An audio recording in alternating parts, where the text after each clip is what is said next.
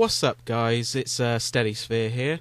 I wanted to do something a little bit different this week. I usually do a review every week, which is a bit more formal and kind of straightforward. But this week I wanted to do something a little bit more relaxed and a little bit more informal. A few guys on Twitter that I follow have been doing their top 30 games, and I was thinking of doing that on Twitter as well, but I've decided to maybe take a different approach, and I'm basically just going to, in sort of a podcast format, go over my 30 favourite games. There's a few things I've kind of put on myself rules-wise. Now, first is one per franchise, because otherwise my whole list would basically be God of War, wrestling games, and not a lot else. That way it's kind of forced me to think, what kind of different individual games have had an impact on me? The second rule is I must have completed it, because I always feel it's not fair to judge a game when you haven't finished it. So you may see some absences which you think, hang on, I talk about those games a fair bit, like Silent Hill, Castlevania, and, anything Souls related. It's just simply put, I haven't been able to finish them in my lifetime. This list is probably going to be outdated quite quick, because obviously, when I get around to playing some of these games, I might end up bumping stuff off the list and putting new ones on there.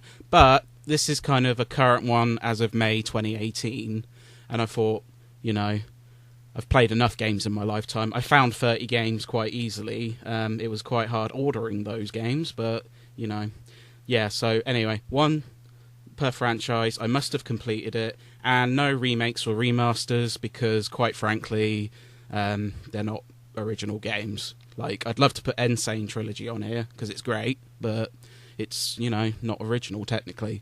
So yeah, basically one per franchise. I must have completed it, and there's no remakes or remasters. So let's get this thing going. Number 30, I put Assassin's Creed Black Flag. Now, this series does get a lot of hate, understandably, in my opinion, as well. I like Assassin's Creed. I mean, I think 2's really, really good as well, but they kind of put it on a yearly thing, and once it started coming out every year, people got sick of it very quick, much like Call of Duty. And just, to me, you shouldn't sleep on Black Flag, because it's a tremendous game. Which is odd, because it doesn't really have much to do with Assassin's Creed. But, in a way, that's why it's so good. It's just, the sailing's fantastic. It's one of the best-looking games on 360, and I imagine it looks fantastic on the newer consoles that it came out on as well. But that's what I played it on. It's got an interesting story and a likeable lead, and it's just was a refreshing installment in a series which was starting to get a bit long in the tooth. Like I said, Assassin's Creed 2's really good as well, and also Syndicate I really enjoyed, although a lot of people thought it was just old hat. But Black Flag is my number 30 here. Number 29 is Max Payne 3. Now, this one caused a bit of a upset, because it was quite different from the games that came before it. They were much more noir-based, whereas this one started adding in filters and sort of trying to be more techno-future-y. Maybe that's not the right word, but it was quite a departure from the other games, but I thought it was a tremendous shooter. Its campaign was thrilling, intense, engaging. It's one of the best-looking 360 games as well. It was fantastic. It had a very fun online as well. Lots of content, lots of fun extra modes, like there's the New York Minute one where you basically have to keep killing to avoid the timer running out, and I thought it was a blast from start to finish. I might have put the other Max Paynes on here, but to be honest, I've never been able to finish them, so I'll have to rectify that at some point. But for now, Max Payne 3, number 29. Number 28 is Smackdown Shut Your Mouth. Now, this was a hard call, because I really like wrestling games, and I've played several which I would probably rate 9 out of 10. It was a very, very good game. series in the day. Obviously now it's yearly and it's just sort of lost its luster, and the engine's quite long in the tooth. But back in the day, they were some of my most fondest memories as playing these games as a kid. And I picked Shut Your Mouth because it's really was a step up, because it's the second PS2 one, and Just Bring It was good, but a bit lacking in content. Smackdown Shut Your Mouth had no such problem, lots of creation modes. The career mode was really in-depth and let you kind of carve your own path. I mean, I remember one time I took Tajiri, a cruiserweight, and made him undisputed champion, just because... so it lets you kind of build your own character and build them up, or it lets you, don the boots of Hulk Hogan and make his comeback run again. And it was just really fun. And obviously multiplayer, there was lots of great modes. There was a great list of characters, Brock Lesnar, The Rock, Stone Cold. This was kind of just before the Attitude Era had fully ended, but not quite before this whole 2008 Ruthless Aggression. But it was, great time. I've really enjoyed it. So that's number 28. Number 27 is Shadow of Mordor. Now, this was the first kind of new-gen game where I went, this is a dramatic improvement from the old gen. And it's funny because it did get a PS3 and 360 release, but it basically was total shit. Pardon my language. But, on PS4, Shadow of Mordor was just... It blew me away when it came out because it was visually stunning. It wasn't wholly original because it was kind of like Assassin's Creed meets Batman in terms of its combat and movement, but it worked really well. And of course the Nemesis system was just outstanding. It basically would procedurally generate new rivals for you. If you get killed by a grunt, they'd get promoted. And it was just endless hours of fun with that, really. And the story missions were really good too, something which I think its follow-up Shadow of War didn't quite nail. The story missions were really engaging. The only thing that sucked was the flat ending and the really lame final kind of mission. But I didn't think it spoiled it. It was still an awesome game. If you've got a PS4 or Xbox One, definitely check out Shadow of Mordor. And that's 27. 26 is Syphon Filter. Now, this game is a classic, and it's just so much fun. It's very hard, I'm not going to lie. Obviously not Souls level, but... It's because I finished it and I'm terrible at games. But it's a challenging game, but it's very fun. Lots of different dynamic set pieces. There's the great boss fight in sort of the underground train, where you're chasing the boss as you've got to dodge the incoming trains and other enemies shooting at you. There's the Misty Park level, where stealth really comes into play. It's not quite as frustrating as 2, because Syphon Filter 2 put a bigger emphasis on the stealth, and I still haven't finished it because it's just quite infuriating at points. But it's a great series. You can't really go wrong with any of them, but I picked Syphon Filter because that's the first and only one I've finished so far. But it's a great series. I'd actually say check them all out, except for Omega Strain, because that's meant to be not so good. So 26, Syphon Filter. Number 25 is Killzone II. This game I didn't play when it came out, but I got a PS3 towards the end of the 7th gen, and it still blew me away. It's one of the best looking games I've ever played, but it's also a really intense shooter that just packs a punch. Every weapon feels powerful. Like a shotgun blast in that game can just completely eviscerate enemies and just leave a mist of blood.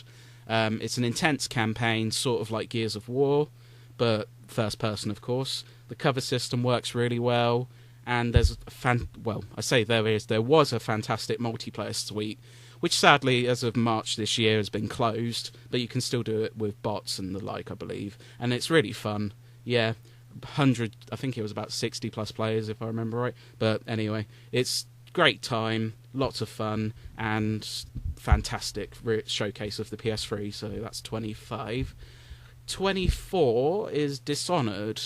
This game came out quite late in the PS3 360 life cycle, but it was quite a surprise because it came from Bethesda, who we all kind of no for Fallout and Elder Scrolls, but Arcane Studios, they hadn't really broke out with anything significant at that point. I don't think they'd made a couple of games, I think, and ports, and they were working on something called The Crossing, but it didn't even come out.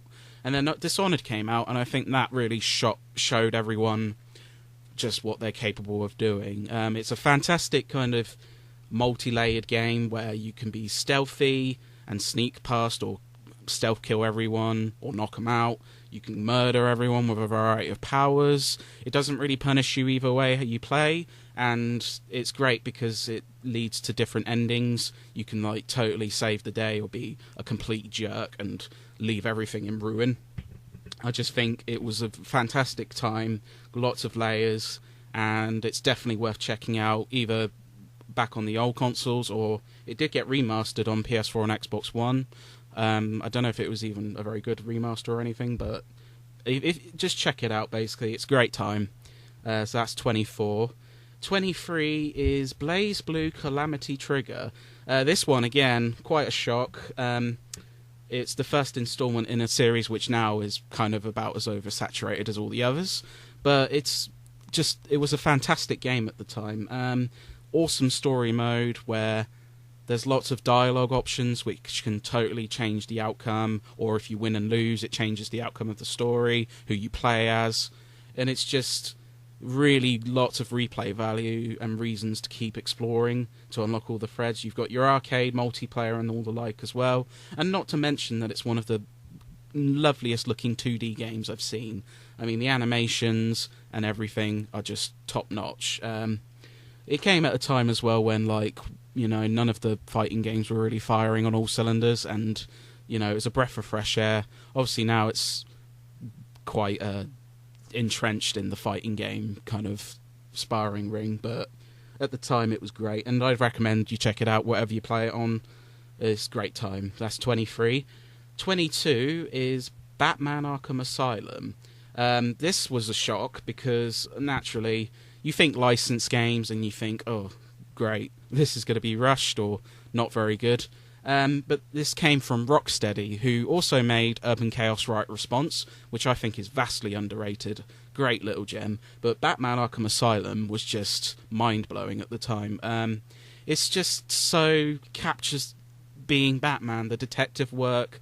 There's fantastic bosses, lots of reasons to explore, and it just kind of took the... I suppose you call it Metroidvania. As you get more unlockable power-ups and gadgets, you can explore more of the Asylum. And I think the later games sort of lost this because they went open world. And, you know, bigger can be better, but in Batman's case, I think Asylum's the best because it's intricate, kind of detailed, layered, but small location, you know. It was just a blast from start to finish, and if you're a Batman fan and somehow haven't played it, you're missing out big time. Number 21 is Sunset Overdrive. This was kind of infamous because it was an Xbox One exclusive from Insomniac, who obviously at that point was mostly just Sony and Ratchet and Clank and Resistance. They briefly did a multi-platform one with Fuse, but that really didn't light the world on fire. Sunset Overdrive, it got good reviews, but didn't seem to really make a dent. But I, myself, absolutely loved it. I thought it was a blast, really, from start to finish. It just didn't take itself seriously. It was colourful, it was bright, it was violent, yet absolutely chaotic and goofy. The weapons, as you would expect from Insomniac, are fantastic. And it's just, you know... It does have a personal attachment to me because it came at a time in my life where I was looking for just something to take my mind off, you know, outside world problems. But I don't think it's my bias. I thought it was fantastic from Insomniac, and fun co-op as well. So if you have an Xbox One and you haven't checked out Sunset, don't sleep on it. It's really good. Number 20 is Danganronpa Trigger Happy Havoc. Sorry. This Vita game was just incredible. It's kind of Phoenix Wright meets Zero Escape meets Hunger Games. A bunch of school kids get taken in and they've all got, it's the ultimate lucky student, which you play as, or the ultimate baseball student, and they all get locked in this kind of school and forced to murder each other to escape, basically. So as much as they try to avoid that, it naturally gets bloody. It got me hooked from start to finish. Lots of nice twists. All the characters are really likeable, and it's kind of a shame that half of them just basically get axed off.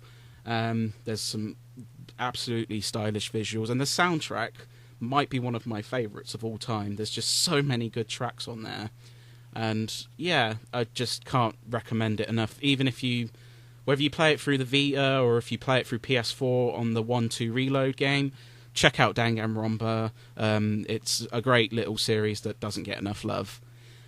Number 19 is Ico, or Ico. I don't know how you pronounce it, but what I do know is that it's a fantastic game. It's very straightforward in terms of like how it's laid out, but it's such a haunting, mesmerizing game that didn't feel like anything else at the time. I mean, it didn't perform very well, which is a shame, so it kind of became a cult classic, but it's just totally worth tracking down. There's the memorable kind of bond formed between the character and the girl Yorda.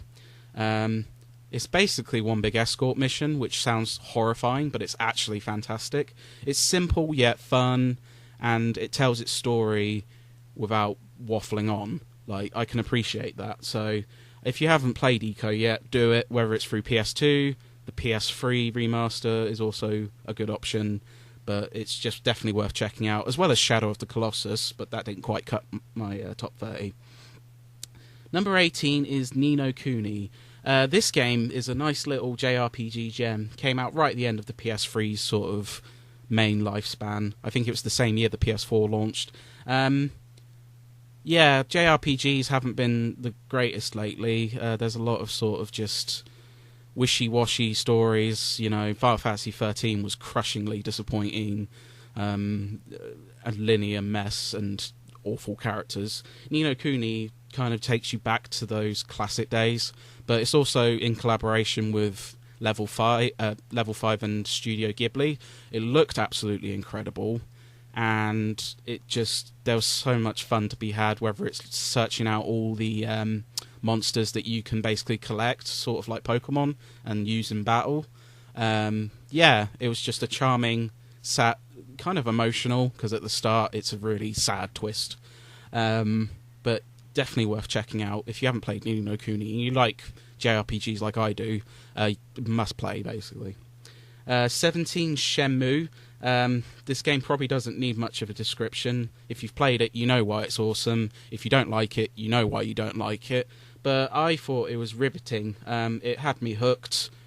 It's way ahead of its time. I mean, the Dreamcast, it's a sad thing because it was such a fantastic, powerful system that trumped PS1 easily in terms of capability. It just didn't quite get the support it deserved. But Shenmue is by far one of its standout titles, and it was a top-notch game, had me hooked, and the only sad thing is it did feel kind of like a part 1. I haven't had a chance to play Shenmue 2 yet, which I should really do, but I'm sure that's just as good, if not even better. But for now, Shenmue, must play. 16, Resident Evil 1. You're probably thinking, what the hell, why isn't Resident Evil 2 or Resident Evil 4 or Resident Evil 7 on here? Resident Evil 1, I think, still is a tremendously macabre and kind of enjoyable action game / horror game. It just has that perfect balance of camp and absolute horror. Like the spiders freak the hell out of me, but I can't help but laugh when it's like, oh, you were almost a Jill sandwich. I mean, like, it shouldn't be so scary, but it is, and that's a great testament. 2, I know, is meant to be, if not as good, even better. And obviously, I liked 4, and I liked RE7 really quite a lot as well. And RE5's really good, but for me, the original is still kind of the standard bearer. And, I mean, you should probably play all of them. I know this sounds weird, but because I've had to narrow it to one per franchise, definitely I've gone with Resident Evil, because that's the only traditional horror one I finished. Code Veronica is also really good, and I finished that. But yeah, Resident Evil number 16, go play it. Now, this top half of the list is kind of the elite for me. These are all games that I would score 10 out of 10. Not saying they're perfect. No game's perfect, but they're the kind of best of their class, so to speak. So number 15's Rock Band 2. Now, Rock Band kind of come in, and it was a big trend to have the plastic instruments, but sadly it kind of came as quickly as it died, mainly due to oversaturation. But in the same year that they put out Rock Band 1 in the Europe, we got Rock Band 2, and it's tremendous. You know, they added single-player capability for tour mode, and I spent way too much time on it. It's just good fun, going through all your tracks and your DLC. The online is great. There's, you know, there were weekly challenges, but the best thing was its soundtrack. It was nearly double the size of the original Rock Band, with 84 songs, and I mean, it was just crazy. There was Dream Theater, The Who, Squeeze, there was just Judas Priest. There was just too many great artists to go through, as well as some more obscure tracks like Visions, which was insanity on everything except vocals. But yeah, Rock Band 2 was just, I think, was the peak of the kind of plastic music genre. And if you like that sort of thing and haven't played it, definitely check it out. 14 is I think my only Nintendo game on here, because I just haven't played a lot of Nintendo games to completion. Mario Kart 8 on the Wii U. This game was great. So fun. Probably the smoothest looking racing game they've done on there. Like, it ran at a crisp frame rate. It was tremendous looking. I mean, it could have stacked up to some of the PS4 stuff, I think. It had online, which was really fun. And yeah, I mean, Mario Kart, the formula's kind of down to a T now, but 8 really refined it and just sort of took it to the top. It's a shame it got overlooked because the Wii U got overlooked, but if you haven't played Mario Kart 8, definitely check it out.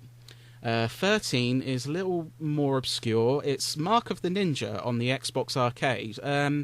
This game caught me off left field a bit, because I thought, you know, it was on sale, I think, one time, and I thought, oh, I like ninjas, give it a go. And it really shocked me how actually tremendous it is. It's got a lot of retro ideals, but it's very modern. The cutscenes looked fantastic, like a Saturday morning cartoon. The action was smooth, and the stealth worked fantastic. It's proof, really, that simple is better. You don't need to complicate things with, like, sprawling environments and that. Like, the straightforward nature of Mark of the Ninja's stealth actually worked tremendously. And if you haven't checked it out on 360, I highly recommend it. I think it is coming to more consoles at some point, but for now, yeah, it's just a great time, and definitely one of the better arcade games to come out on 360. Number 12 is Klonoa 2. This game is hugely overlooked, much like the whole series, but I think it's one of the best underlooked series of platformers ever. The original Klonoa was fantastic, but Klonoa 2 just took everything and made it better. It looks fantastic for its time. 2001 it came out, and the graphics are just smooth, colourful, and yeah, although it's technically a 2D side-scrolling type affair, it's such a fantastic game. Lots of little hidden nooks and crannies. I mean, if you like platformers like I do, you do yourself a disservice not to check it out. It's unfortunate that it's quite a sought-after game and it's hard to find, but I just think Klonoa 2 is just top to bottom great, and you do yourself a disservice not to play it if you like that sort of game. Number 11 is Forza 3 on the 360. I think Forza long trumped Gran Turismo in the sort of 360 gen. I mean, Gran Turismo 5 and 6 didn't really wow me too much. Like, Forza 3, it just sucked about 80 hours of my time away. The career mode's really deep. The cars list is extensive. The tracks are well designed and thought out. Obviously, online, you can not only race, but customize your cars and sell it for in-game credit. Yeah, it's just a fantastic racer. And if you haven't played Forza 3 or any of the Forzas, I highly recommend them. Forza 3 is definitely the peak for me, though. 10 out of 10, easily. Right, top 10 is... Number 10 is Tekken 3. Now, this game, I thought I was going to rank higher, but I think it's a testament to the quality of the other stuff I've played. Because Tekken 3 was one of my childhood games. I sunk so much time into this game. It was fantastic. The fighting is crisp and smooth. The game looks absolutely incredible. You've got your arcade, you've got your brute force mode, not brute force, Tekken Force, I think it was. It shows how long I've played it. And like, there's lots of silly little mini games which later on would become DLC, but it's just full featured and fun. It's just a shame that like it totally got outclassed by another game from Namco, which I'll get onto later. Number 9 is Horizon Zero Dawn. This game is easily the best of last year. Such a fantastic game from top to bottom. One of the best looking games out there, and I've heard it's one of the best uses of the PS4 Pro. I don't have 4K, so I don't have a Pro. But it's a huge open world game that sort of uses some of the more archetypal bits of open world. Like Ubisoft games all have the radio towers and all that. But it puts its own spin on it. Like, instead of a radio tower, you're climbing a giant tall-neck dinosaur robot. I mean, it's hard to, stress how awesome that is. Yeah, I mean, it had a great story, and it was just a lot of fun. If you somehow have not played this and you've got a PS4, do yourself a favour, grab it, whether it's that or the complete one, because I've heard Frozen Wilds is fantastic, but I've just not had a chance to play it. But yeah, Horizon Zero Dawn, must play. Number 8 is Gears of War 2. Now, you're probably thinking, a dude bro kind of game, really? To me, though, Gears of War is the dude bro game. Like, the campaign's fantastic. It's got some genuinely heartfelt moments, lots of action, friggin' fantastic set pieces, and, to me at least, it's just the pinnacle of this kind of third-person cover shooter, which would become sort of the norm for this console generation. But to me, like, the campaign's fantastic, playing it in co-op is just as good as the first game. Horde mode's a fantastic addition, sort of that wave-by-wave thing. It did it the best, in my opinion. And yeah, the multiplayer was fun too. All the Gears of Wars are kind of recommendable to me, but 2 is the peak. So number 7 is Tony Hawk Pro Skater 3. Now, Pro Skater 1 to 3, you could argue any of these could be on a top 10, top 30 list. But Pro Skater 3 was like the peak. It's one of the few games to get 10 out of 10 on GameSpot. That tells you how good it is. It's sort of more of a slight step forward than a huge leap that some of the game sequels would be. But like the Revert and other such additions, just being able to chain those insane combos really, really helped the game stand out. Some of the levels are absolutely outstanding, and there's just a ton of unlockables and little hidden extras, and it's just such a great game. Everything's fantastic. The music, the gameplay, top to bottom. If you haven't played Pro Skater 3, even if you don't like skateboarding, hell, I'm not a skateboarder, but I love it. So you should check it out. 6 is Witcher 3 for PS4. Now, Witcher 3, along with Horizon, are the two kind of best games for this gen, I think. Witcher 3, just an absolutely fantastic evolution on 2, which was also a great game you should check out. But Witcher 3, hundreds of hours of gameplay, massive open world, stunning from top to bottom, great story with Geralt, who's the badass kind of Witcher hunter. Yeah, I can't recommend Witcher 3 enough. It was just a fantastic RPG from top to bottom, and it's got a great combat system, lots of different quests and missions, and some little tweaks to change the game and the story. Yeah, I mean, as long as you're up for the long haul, it's absolutely worth recommending. Fantastic game. So, top 5 now. Number 5 is Crash Bandicoot 3 Warped. Now, this game has a lot of kind of nostalgia attached to it for me, because it was actually the first PS1 game I ever played. And what a hell of a game to start my life with. I mean, Crash Bandicoot 3 Warped was the pinnacle of that series by none. The little wrinkle of time travel really diversified the levels, because the Crash 2 was great, but I felt like the levels felt a bit samey. 3, no such problem. It was just non-stop great. I loved it from top to bottom. Memorable platforming levels, lots of little cool side type levels like motorcycle racing and airplane shootouts. It's just, and it's easily the best looking PS1 game ever. I mean, it's just phenomenal. Naughty Dog really knocked it out of the park with this one. Number 4 is God of War. Now, this is not the new one that just came out. Fantastic game, but for me, the original is a masterpiece. Perfectly paced, lots of different types of, challenges, combat encounters, puzzles. One of the best looking PS2 games to ever come out, and it felt really epic. Like, it came out, I think, April 2005, which was quite a stellar year for PS2, because, had Shadow of Colossus, Devil May Cry 3 and the like, but it was just massive. Every boss felt like it could just pop out your screen and basically eat you in a second. I just loved it from top to bottom. I can't recommend God of War enough. One of the best, maybe the best PS2 game out there. I know that's a saying a lot, because you've got a lot of great games, but for me at least, I can't stop enjoying God of War. Top three. This might be controversial. So number 3 is Final Fantasy VII.